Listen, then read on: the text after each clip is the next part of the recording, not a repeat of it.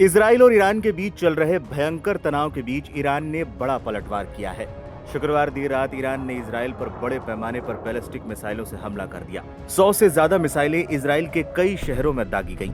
इस हमले के बाद पूरे इजराइल में सायरन बजने लगे और यरूशलेम, तेल अवीव समेत कई शहरों में तेज धमाकों की आवाजें सुनी गई। इसके जवाब में इजरायली फाइटर जेट्स ने शनिवार तड़के एक बार फिर ईरान की राजधानी तेहरान को निशाना बनाया। सोशल मीडिया पर वायरल वीडियो में तेहरान का मेहराबाद इंटरनेशनल एयरपोर्ट आग की लपटों में घिरा नजर आया और आसपास के इलाके में धुएं का गुबार दिखाई दिया। इससे जुड़ा वीडियो सोशल मीडिया पर वायरल हो रहे हैं। हालांकि वायरल वीडियो की पुष्टि लाइव हिंदुस्तान नहीं करता है। इस दौरान एक खबर ये भी सामने आई है कि ईरान के सर्वोच्च नेता अयतुल्लाह अली खामनेई के घर पर निशाना बनाते हुए इजराइल ने कई हमले किए, लेकिन ईरानी सेना ने इजरायली हमले को नाकाम कर दिया। इजराइल ने इस हमले के लिए अपने फाइटर जेट्स का इस्तेमाल किया था, लेकिन ईरानी एयर डिफेंस सिस्टम ने इजरायली हमले को नाकाम कर दिया। ईरान ने इजरायली हमले के बीच एक और बड़ा दावा किया है, जिसने सनसनी मचा दी है। ईरान का कहना है कि उसने इजरायली एयरफोर्स के 2 फाइटर जेट्स को मार गिराए हैं और ये दोनों फाइटर जेट F-35 हैं। इसे अमेरिका का सबसे हाईटेक जेट माना जाता है। इसके साथ ही ईरान ने फाइटर जेट चलाने वाले एक पायलट को भी पकड़ने का दावा किया है। तेहरान टाइम्स के मुताबिक ये फाइटर जेट जैसे ही ईरान के एयर स्पेस में आया, उसे ईरान ने मार गिराया, जिसके बाद पायलट पैराशूट के जरिए नीचे उतरता दिखा। पायलट के नीचे उतरते ही ईरान के अधिकारियों ने उसे पकड़ लिया। वहीं इजरायली डिफेंस फोर्स ने इन खबरों से इनकार किया है। Aim right, achieve big. At KR Mangalam University, we provide you the platform to turn your dreams into reality. At KR Mangalam University. F-35 लड़ाकू विमान को अमेरिका का 5वें जनरेशन का लड़ाकू विमान माना जाता है। ये स्टेल्थ फाइटर जेट है। अमेरिका इसे अपने सबसे मजबूत विमान बताकर बेचता है। अमेरिका के इस फाइटर जेट की कीमत $90 मिलियन है। इसे सबसे कीमती विमान भी माना जाता है। ये एक सिंगल सीटर विमान है जिसमें एक पायलट होता है। सटीक निशाना साधने की वजह से इस फाइटर जेट को पैंथर नाम भी दिया गया है। इजराइल ईरान से लड़ने के लिए कम से कम 200 फाइटर जेट का एक साथ इस्तेमाल कर रहा है। शुक्रवार 13 जून 2025 को इजराइल ने तेहरान, इस्फहान और फोर्डो सहित ईरान के प्रमुख परमाणु ठिकानों पर बड़े पैमाने पर हवाई हमले शुरू किए। इजरायली सेना ने इन हमलों को ऑपरेशन राइजिंग लायन नाम दिया और दावा किया कि इसका उद्देश्य ईरान को परमाणु हथियार विकसित करने से रोकना है। हमलों में ईरान के रेवोल्यूशनरी गार्ड्स के चीफ कमांडर हुसैन सलामी और कई शीर्ष परमाणु वैज्ञानिकों की मौत की पुष्टि हुई, जिससे तेहरान की रक्षा और परमाणु क्षमता को गहरा झटका लगा। इजराइल और ईरान के परमाणु और सैन्य ठिकानों पर किए गए हमलों के बाद ईरान ने अमेरिका के साथ परमाणु वार्ता को बेमानी करार दे दिया है।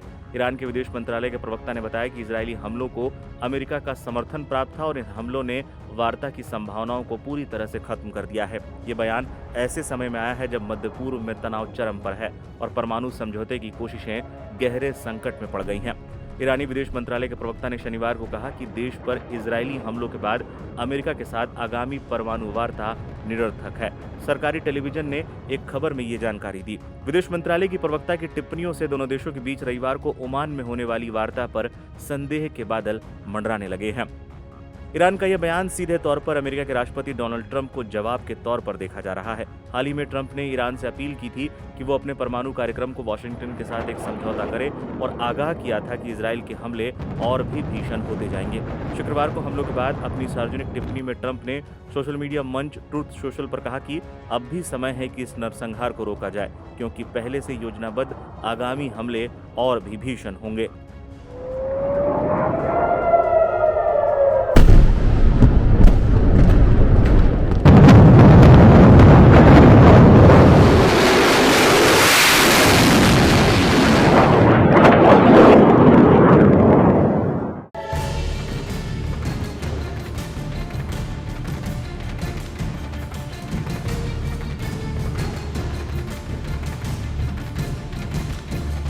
ईरान ने शुक्रवार को इजरायली हमलों का जवाब देते हुए सैकड़ों बैलिस्टिक मिसाइल दागी। ईरानी सेना ने इजराइल के खिलाफ अपने अभियान को सीवियर पनिशमेंट नाम दिया है। ईरान के इन हमलों में अब तक 2 लोगों की मौत होने के साथ साथ 41 लोगों के घायल होने की खबर सामने आई है। वहीं संयुक्त राष्ट्र में ईरान के राजदूत ने यह बताया है कि इजरायली हमलों में 78 लोग मारे गए हैं और 320 से अधिक लोग घायल हुए हैं। इजरायली हमले में कई सैन्य कमांडर और परमाणु वैज्ञानिकों की मौत के साथ ही कई सैन्य ठिकानों को नुकसान पहुंचने पर ईरान बौखलाया हुआ था, जिसके बाद शुक्रवार देर रात ईरान ने इजराइल पर मिसाइलों की बौछार कर दी। इस बीच ईरान के सर्वोच्च नेता अयतुल्ला अली खामनेई ने इजराइल को बर्बाद करने की कसम खाई है। खामनेई ने एक रिकॉर्डेड संदेश में कहा, इजराइल को ये नहीं सोचना चाहिए कि हमले के बाद ये खत्म हो गया है। उन्होंने इसे शुरू किया और युद्ध की शुरुआत की। हम उन्हें उनके द्वारा किए गए इस बड़े अपराध से बचकर निकलने नहीं देंगे। इस अपराध के साथ इजराइल ने खुद को एक कड़वे और दर्दनाक भाग्य के लिए तैयार कर लिया है और इसे निश्चित रूप से इसका सामना करना पड़ेगा। ईरानी नेता ने एक्स अकाउंट से भी लगातार एक के बाद एक कई पोस्ट किए गए। ज़ायनिस्टों के लिए जिंदगी लाजिम तौर पर कड़वी की जाएगी। हमने युद्ध शुरू नहीं किया, लेकिन हम जवाब जरूर देंगे। इजराइल ने हमारी संप्रभुता का उल्लंघन किया है और इसके गंभीर परिणाम उसे भुगतने होंगे। बताते चलें, अमेरिकी सेना ईरान की ओर से इजराइल पर जवाबी कार्रवाई में दागी गई मिसाइलों को रोकने में इजराइल की मदद कर रही है। अमेरिका के अधिकारी ने इसकी जानकारी दी है। अधिकारी ने यह भी बताया कि अमेरिका मिसाइल रोकने में सहायता करने और क्षेत्र में अमेरिकी ठिकानों को बेहतर सुरक्षा प्रदान करने के लिए इजराइल के करीब अपनी प्रणालियों को ले जा रहा है। Aim right, achieve big. At KR Mangalam University, we provide you the platform to turn your dreams into reality. At KR Mangalam University. अधिकारी ने ये नहीं बताया कि अमेरिका ने किस तरह से ये सहायता प्रदान की है, लेकिन अमेरिकी वायुसेना के लड़ाकू विमानों और विध्वंसक मिसाइल रक्षा प्रणाली ने पिछले हमलों के दौरान मिसाइलों को रोका है। इससे पहले इजराइल ने शुक्रवार को ईरान के परमाणु और सैन्य ढांचों पर युद्धक विमानों और ड्रोन से भीषण हमले किए थे, ताकि प्रमुख प्रतिष्ठानों को निशाना बनाया जा सके और शीर्ष कमांडरों और वैज्ञानिकों को मारा जा सके। इसके बाद ईरान ने शुक्रवार को इजराइल की ओर सैकड़ों बैलिस्टिक मिसाइल दाग दी। ईरान की समाचार एजेंसी के मुताबिक ईरान ने देश के परमाणु और सैन्य स्थलों पर इजराइल के भीषण हमलों के जवाब में ये कदम उठाया है।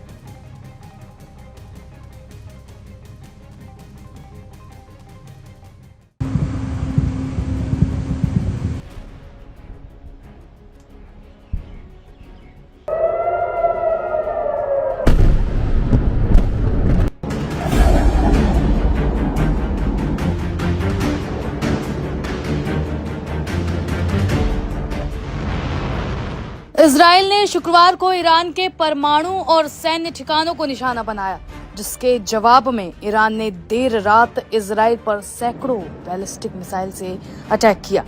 उसने इजराइल पर लगभग 200 मिसाइल दागी।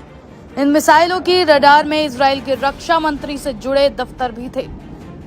अहम बात यह है कि इसी मंत्रालय में पीएम नेतन्याहू भी बैठते हैं और युद्ध की रणनीति बनाते हैं। इन हमलों के दौरान यरूशलेम और तेल अवीव की इमारतें हिल गई।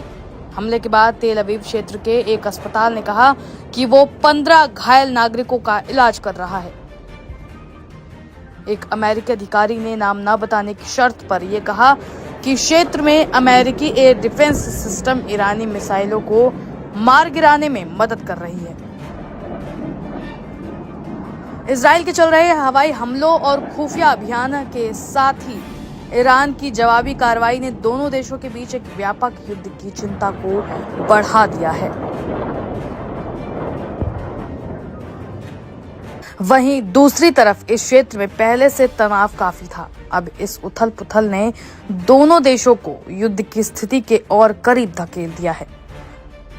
हमले से पहले ईरान के सर्वोच्च नेता अयतुल्ला अली खामनेई ने कहा कि हम इजराइल को इस अपराध से सुरक्षित रूप से भागने नहीं देंगे। इस दौरान खामनेई ने बदला लेने की भी कसम खाई। इजराइल ने लंबे समय से इस तरह के हमले की धमकी दी थी और लगातार अमेरिकी प्रशासन इसे रोकने की कोशिश कर रहा था, क्योंकि उन्हें डर था कि इससे मिडिल ईस्ट में व्यापक संघर्ष भड़क सकता है। Aim right, achieve big. At KR Mangalam University, we provide you the platform to turn your dreams into reality. At KR Mangalam University. लेकिन हमास के 7 अक्टूबर 2023 के हमले से शुरू हुए घटनाक्रमों के साथ ही अमेरिकी राष्ट्रपति डोनाल्ड ट्रंप के फिर से चुने जाने ने ऐसी स्थितियां पैदा की जिससे इजराइल को आखिरकार अपनी धमकियों को पूरा करने की इजाजत मिली। इजराइल के प्रधानमंत्री नेतन्याहू ने कहा कि अमेरिका को हमले के बारे में पहले ही जानकारी दे दी गई थी। इजराइल के हमलों की हुई निंदा। गुरुवार को ईरान के परमाणु हथियार विकसित करने से रोकने के दायित्वों का पालन न करने के लिए संयुक्त राष्ट्र के परमाणु निगरानीकर्ता ने निंदा की थी।